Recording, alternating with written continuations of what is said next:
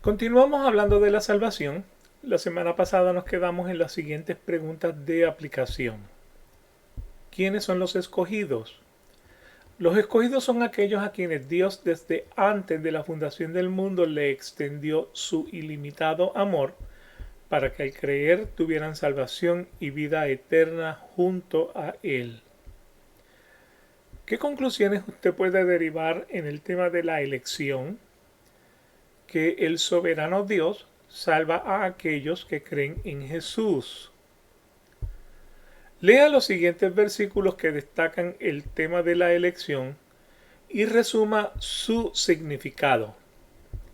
Deuteronomio 7:6. Porque tú eres pueblo santo para el Señor tu Dios.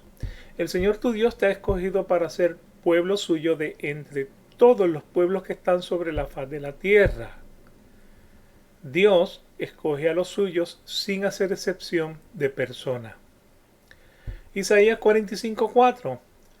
Por amor a mi siervo Jacob y a Israel, mi escogido, te he llamado por tu nombre, te he honrado, aunque no me conocías. Dios extiende su bendición a aquellos que aún no lo conocen. Romanos 8:29.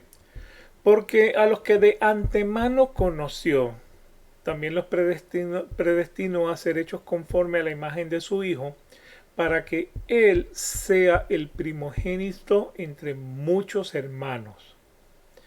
Dios nos ha dado una herencia de acuerdo a su Hijo, porque en Él somos hechos coherederos.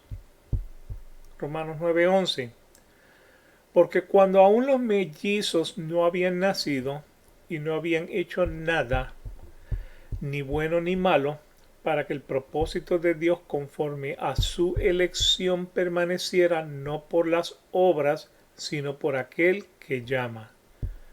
Los caminos y los pensamientos de Dios no se pueden comprender ni razonar con la mente finita del hombre. Primera de Tesalonicenses 1, 3 y 4. Teniendo presente sin cesar delante de nuestro Dios y Padre vuestra obra de fe, vuestro trabajo de amor y la firmeza de vuestra esperanza en nuestro Señor Jesucristo, sabiendo, hermanos amados de Dios, su elección de vosotros. La evidencia de nuestra salvación se manifiesta a todos por obras de fe y trabajo de amor. Segunda de Timoteo 2:10. Por tanto, todo lo soporto por amor a los escogidos, para que también ellos obtengan la salvación que está en Cristo Jesús y con ella gloria eterna. Por Cristo tenemos salvación y gloria eterna. Continuemos con el tema de la salvación. Hemos destacado que en la Biblia aparecen las verdades paralelas. Dios es soberano y salva al hombre, pero el hombre es responsable de creer. No podemos reconciliar estas verdades en nuestro entendimiento humano, pero ambas aparecen en la Biblia y por lo tanto las tenemos que creer sin descartar el mérito de una o de la otra. Continuamos con el tema de la salvación. Hemos destacado que el plan soberano de Dios para la salvación se revela en la Biblia como un plan maestro, y eso lo vamos a encontrar en Efesios 1, versículos del 3 al 14, y como un proceso en Romanos 8, versículos 29 al 30. Como plan maestro en Efesios 1, versículos del 3 al 14, iniciamos diciendo que este plan aparece en términos del pasado, presente y futuro. En el pasado se revela el tema de la elección y eso lo vemos en Efesios 1, versículos del 3 al 6. En el presente se revela el tema de la redención y eso lo vemos en Efesios 1, versículos del 6 al 11. Y en el futuro el tema de la herencia y eso entonces aparece en Efesios 1, versículos del 12 al 14. ¿De qué se trata la elección? Dios en la eternidad del pasado otorga la fe para creer en Cristo a través de su Espíritu Santo y por lo escrito en su palabra. y elige divinamente a aquellos que creen y ponen su fe en Jesús. Esto quiere decir que Dios quiere darle salvación a personas que creen y que confiesan en el nombre de Jesús. Hoy continuaremos con el tema de la redención y culminaremos con el tema de la herencia. Redimir significa comprar por precio. Para mejor visualizar lo que se logra con la redención en el tiempo presente, hay que primero definir cuál es la condición del hombre para que pueda apreciar por qué existe la necesidad de redimir al hombre. En Romanos 5:12 dice: por tanto, tal como el pecado entró en el mundo por un hombre y la muerte por el pecado, así también la muerte se extendió a todos los hombres porque todos pecaron. En primera de Juan 1, versículos 8 y 10. Si decimos que no tenemos pecado, nos engañamos a nosotros mismos y la verdad no está en nosotros. Si decimos que no hemos pecado, le hacemos a él mentiroso y su palabra no está en nosotros. En el Salmo 51, versículo 5, el rey David dice: he aquí, yo nací en iniquidad y en pecado me concibió mi madre. Basado en estos versículos no es sorpresa. Todo hombre es pecador por causa del pecado de Adán desde su concepción y nacimiento. Este hombre vivirá toda su vida como pecador y morirá como pecador. Y en este mundo se encontrará dos tipos de pecadores. Uno aborrece el pecado y no quiere pecar porque sabe que el pecado lo aparta de Dios, pero no deja de ser pecador. Pablo en Romanos 7:24 dice: miserable de mí, ¿quién me libertará de este cuerpo de muerte? La respuesta a la pregunta es: solo Cristo te puede libertar de este cuerpo de muerte. El otro tipo de pecador es aquel que peca a sabiendas, se deleita de su pecado, lo planifica y lo practica sin temor a la consecuencia. El pecado de esta persona es de acuerdo con satisfacer las obras de la carne, y esas obras se describen en Gálatas 5, versículos 19 al 21.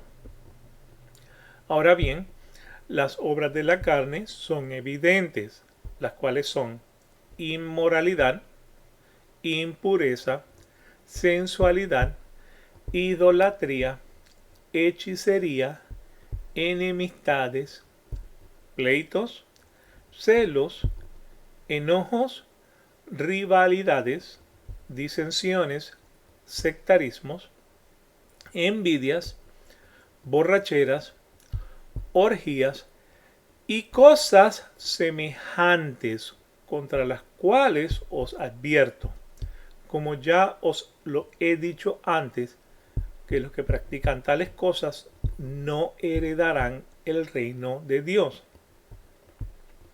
Cosas semejantes se incluyen en 1 Corintios 6, versículos del 9 al 10, donde dice: ¿o no sabéis que los injustos no heredarán el reino de Dios?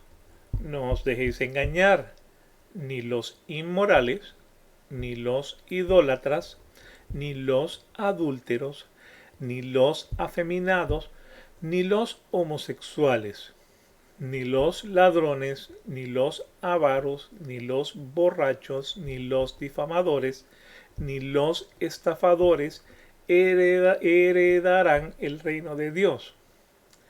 Este listado de Gálatas 5, 19 al 21 y 1 de Corintios 6, 9 y 10 o 9 al 10 no son listados exhaustivos, sino más bien indicativos de que hay un hombre que practica tales cosas, que no quieren arrepentirse ni quieren convertirse, ni les importa la consecuencia de su pecado, y por lo tanto no heredarán el reino de Dios. Un listado más definido aparece a través del Pentateuco, o sea, los primeros 5 libros de la Biblia, donde Dios dictó 600 613 mandamientos a los hebreos, y esto es lo que se conoce como los 613 preceptos bíblicos de la Torá o de la ley rabínica. Por eso leemos en 1 de Juan 3:4, todo el que practica el pecado practica también la infracción de la ley, pues el pecado es infracción de la ley.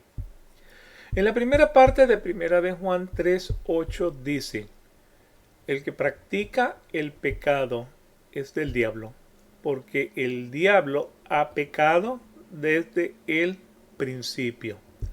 La parte final de Hebreos 3:13 establece que el hombre es endurecido por el engaño del pecado.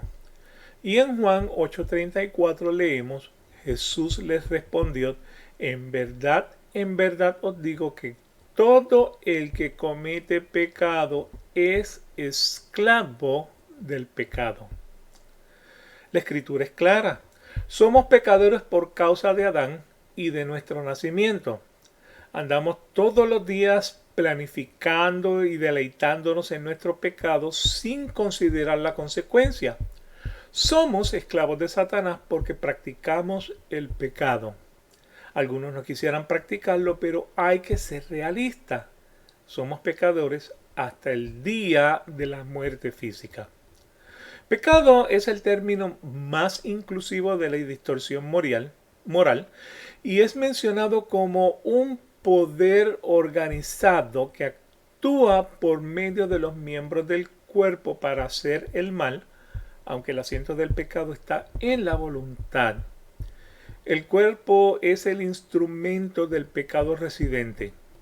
Y el hombre manifiesta sus deseos por medio de aquello que lo satisface. En este caso, que le satisface el cuerpo. Mire cómo Pablo lo expone en Romanos 7, 23 al 24. Pero veo otra ley en los miembros de mi cuerpo que hace guerra contra la ley de mi muerte. O sea, aquí Pablo está mencionando una batalla entre lo que el cuerpo quiere y lo que la mente le dice o lo que el corazón sabe. Así que, y me hace prisionero de la ley del pecado que está en mis miembros. Por eso es que Pablo entonces en el versículo 24 dice: miserable de mí, ¿quién me librará de este cuerpo de muerte? Y nuevamente la respuesta: solo Cristo te puede liberar de este cuerpo de mente. Así que Pablo lo que está hablando es que él está experimentando una lucha entre lo que tiene en su mente, lo que tiene en su corazón, y en este caso es la palabra de Dios. Sin embargo, ¿qué es lo que le pide su cuerpo? Su cuerpo lo que le pide es un deleite. Nuevamente, pues Pablo lo que está es reiterando que el cuerpo es el instrumento del pecado residente y el hombre manifiesta sus deseos por medio del cuerpo que quiere ser satisfecho. Y a raíz de que el cuerpo es el instrumento del pecado residente y el hombre manifiesta sus deseos por medio de la satisfacción del cuerpo, reiteramos entonces lo que hemos visto en los versículos anteriores. El que practica el pecado es del diablo. Y todo el que comete pecado es esclavo del pecado. La palabra esclavo en el griego es doulos. Y comúnmente en el Nuevo Testamento se usa para aludir a un servidor en el término más inferior en la escala de la servidumbre. En la cultura griega, ser esclavo se refería con más frecuencia al servicio involuntario y permanente de una persona como esclavo, uno que estaba atado a su amo, uno que sirve. Por lo tanto, el que comete pecado es esclavo del diablo porque está al servicio involuntario y permanente de un amo al que sirve. Tito 3:3 agrega a la definición de nuestras acciones como esclavo. Porque nosotros también en otros tiempos éramos necios, o sea que era ser esclavo, éramos necios, desobedientes, extraviados, esclavos de deleites y placeres diversos, viviendo en malicia y envidia, aborrecibles y odiándonos unos a otros. Nuevamente, esclavo de deleites y placeres diversos. Así que ser esclavo del diablo no es un pasadía de alegría en un parque de diversiones. Hechos 10:38 dice: vosotros sabéis cómo Dios ungió a Jesús de Nazaret con el Espíritu Santo y con poder, el cual anduvo haciendo bien y sanando a todos los oprimidos por el diablo, porque Dios estaba con él. O sea, ser esclavo del diablo es estar enfermo y oprimido. Oprimido por el diablo quiere decir que el diablo ejercita poder de presión y de angustia sobre una persona. Es muy difícil para un adicto romper su adicción por su propia voluntad. La adicción es como un virus que no se despega porque da una sensación de deleite momentáneo, seguido por un tiempo prolongado de depresión y vacío. Por eso el adicto necesita una recarga a menudo. Por ejemplo, un borracho, un drogadicto, o uno que toma antidepresivos. El alcohol, la droga o el antidepresivo solo sirve para darle un deleite momentáneo, o sea, un momento donde se puede olvidar de lo que realmente le oprime y le pesa. Tan pronto pasa el efecto y la persona vuelve a su realidad, se siente vacío y recurre entonces a otra dosis, pero cada vez mayor, hasta que finalmente se encuentra esclavizado en contra de su voluntad a una sustancia adictiva y controladora.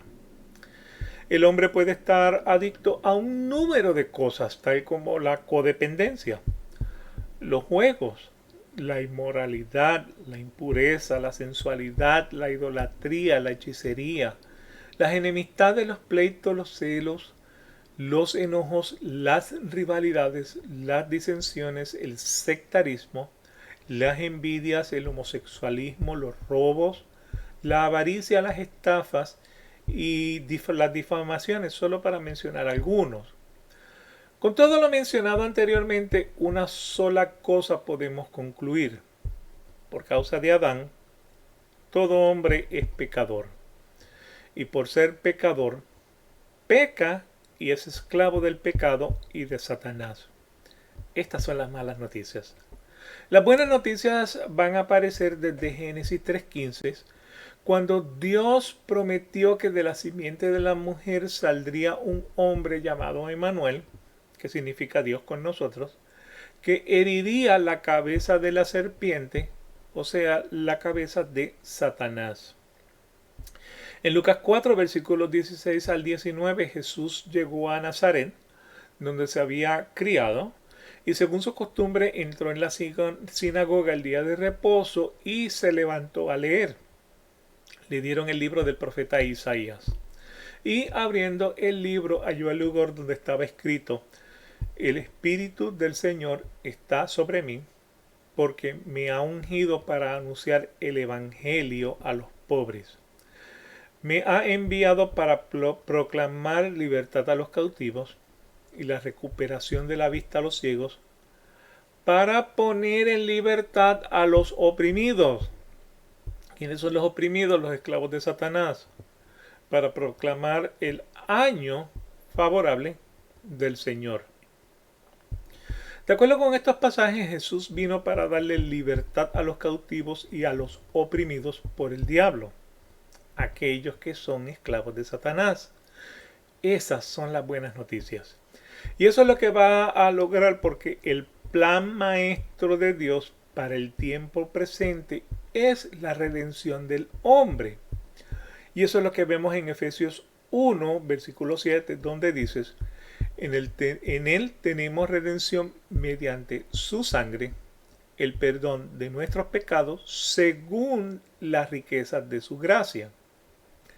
Redimir significa comprar por precio. Esto significa que nosotros, siendo esclavos del pecado, Nos presentamos en un mercado de esclavos de intercambio y Jesús nos compró por precio, no con monedas, sino con el derramamiento de su sangre. De esta manera hemos pasado de dueño.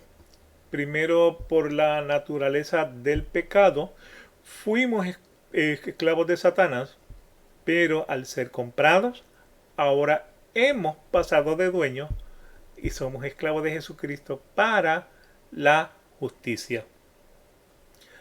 Una palabra que es más sutil en la traducción es siervo, como en el caso de Romanos 1:1, por ejemplo, donde dice: yo, Pablo, siervo de Jesucristo.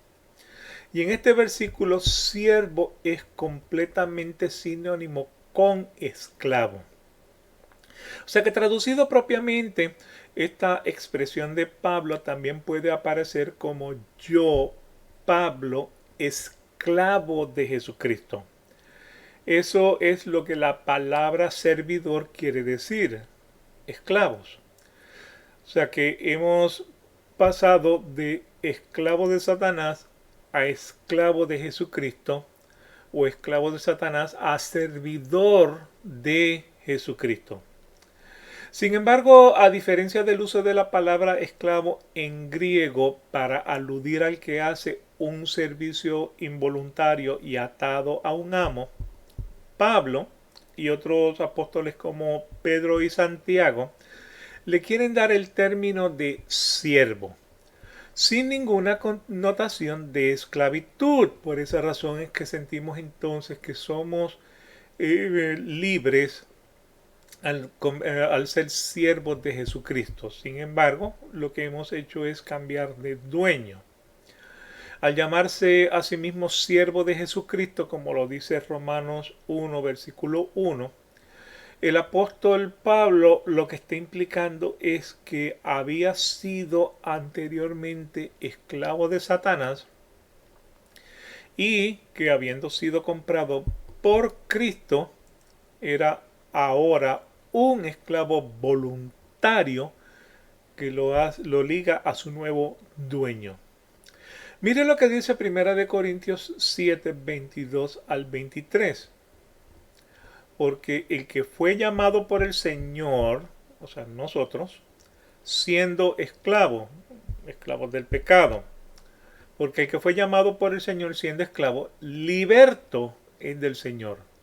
De la misma manera, el que fue llamado siendo libre, esclavo es de Cristo.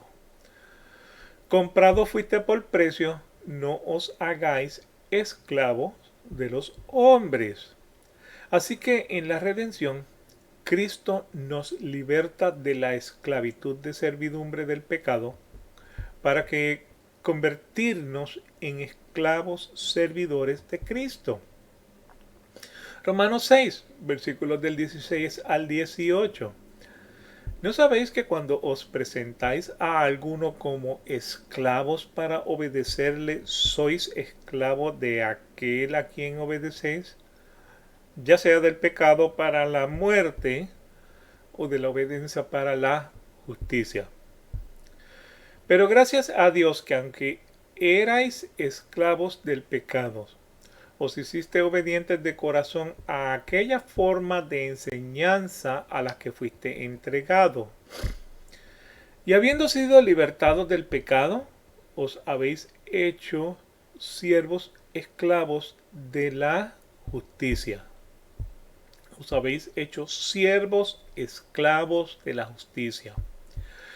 Pablo eleva el término de esclavo a siervo al emplearlo en su sentido hebreo para describir un siervo que se compromete de manera voluntaria a servir a un maestro a quien ama y respeta. Por lo tanto, ¿qué es la redención? Nuestra condición natural se caracteriza por la culpa. Romanos 3:23, por cuanto todos pecaron y están destituidos de la gloria de Dios. La palabra redimir significa comprar. El término era usado específicamente con referencia al pago para darle la libertad de un esclavo. La aplicación de este término a la muerte de Cristo en la cruz significa exactamente eso. Hemos sido liberados del pecado a servir a Cristo. Si somos redimidos, entonces nuestra condición previa era la esclavitud. Dios ha pagado nuestra libertad a través de su sangre. Esto es por la muerte de Jesús en la cruz. Y eso lo encuentra en Colosenses 1:14. Y ya no estamos bajo la esclavitud del pecado ni la sentencia de la muerte eterna. Todos necesitamos la redención.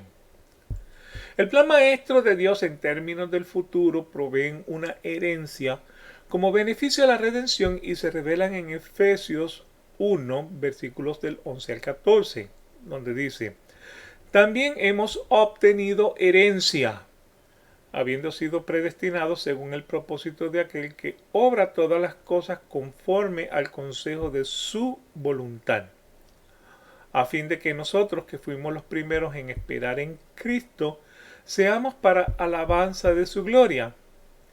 En él también vosotros, después de escuchar el mensaje de la verdad, el evangelio de vuestra salvación, y habiendo creído, fuiste sellados en él con el Espíritu Santo de la promesa, que nos es dado como garantía de nuestra herencia, con miras a la redención de la posesión adquirida de Dios, para alabanza de su gloria. Antes de la fundación del mundo, Dios determinó en su soberanía que cada pecador elegido, sin importar cuán merecedor de muerte pueda ser, fuera hecho justo al confiar en Cristo. La gloria de Dios es el propósito supremo de la redención.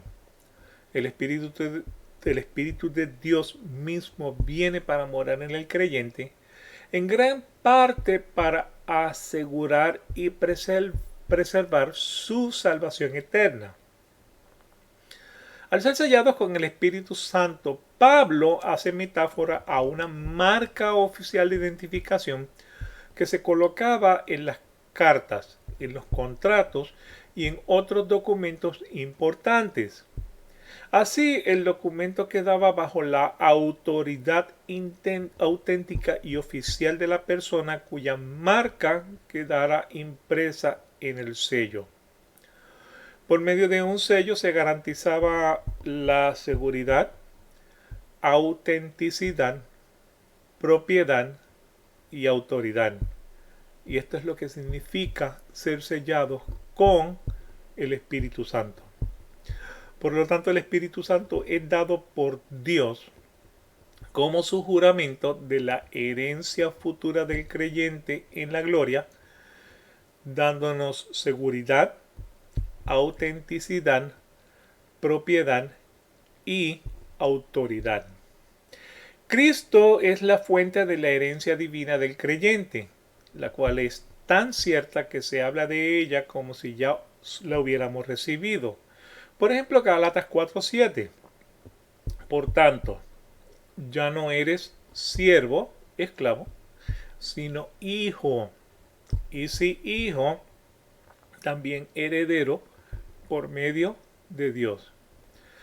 Pero para que el hombre pueda experimentar esa redención y esa herencia futura, el Evangelio de Jesucristo revelado por Dios debe ser oído y creído para que nos traiga salvación. Juan 1, versículos 12 y 13. Pero a todos los que le recibieron, les dio el derecho de llegar a ser hijos de Dios, es decir, a los que creen en su nombre, que no nacieron de sangre ni de voluntad de la carne, ni de la voluntad del hombre, sino de Dios. Dios es quien da la salvación. Por lo tanto, los beneficios de la redención incluyen la elección, redención y herencia futura, que lo vimos en Efesios 1, versículos 4, 7 y 11. La vida eterna que aparece en Apocalipsis 5, 9 al 10. El perdón de los pecados que está en Efesios 1, 7. La justificación en Romanos 5, 17. Libertad de la maldición de la ley, Gálatas 3:13. Adopción dentro de la familia de Dios, Gálatas 4:5. Liberación de la esclavitud del pecado, Tito 2:14 y Primera de Pedro 1:14 al 18. Paz con Dios, eso lo encuentra en Colosenses 1, versículos del 18 al 20. La morada permanente del Espíritu Santo, Primera de Corintios 6, versículos 19 al 20. Entonces, ser redimidos es ser perdonados, santificados, justificados, bendecidos, liberados, adoptados y reconciliados. Los esclavos del pecado son convertidos a ser santos. Nosotros éramos esclavos del pecado, condenados a una separación eterna con Dios. Pero Jesús pagó el precio para redimirnos, para comprarnos, resultando en nuestra liberación de la esclavitud del pecado y nuestro rescate de la consecuencia eterna de ese pecado. Veamos algunas preguntas de aplicación para la próxima lección. ¿Qué significa la redención? ¿Quién necesita la redención y por qué? ¿Cómo somos redimidos? ¿Qué es la herencia? ¿Cómo se garantiza la herencia? Indique algunos beneficios de la redención. Oremos. Padre, te damos gracias por tu palabra hoy día. Te damos gracias, Señor, por esta salvación que tú nos das gratuitamente para aquellos que creen, para aquellos que te confiesan, para aquellos que se arrepienten y se convierten. Padre, estamos en un mundo donde hay muchas personas que no creen. Estamos en un mundo donde el pecado nos tiene tan esclavizados. El libertinaje, Señor, está en contra de tus iglesias, de tu palabra.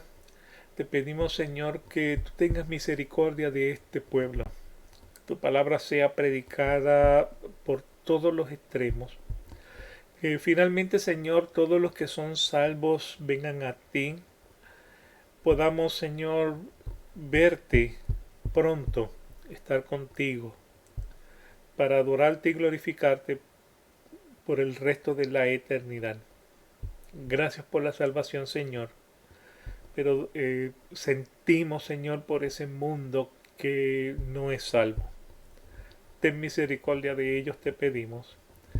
Ten, Señor, en tu divina y soberanía, soberana manifestación, llevar la salvación a estos que, Señor, están alejados y apartados de ti. Dales la palabra para que crean, Señor. Pon tu espíritu para que esté presente delante de ellos y puedan creer en el nombre de Jesucristo. Todo esto, Señor, para gloria y honra de tu nombre. Amén. Le damos gracias por este estudio, le damos gracias por estar aquí con nosotros. Esperamos que se disfrute el resto del servicio y Dios mediante nos veremos en la próxima lección. Que Dios les bendiga.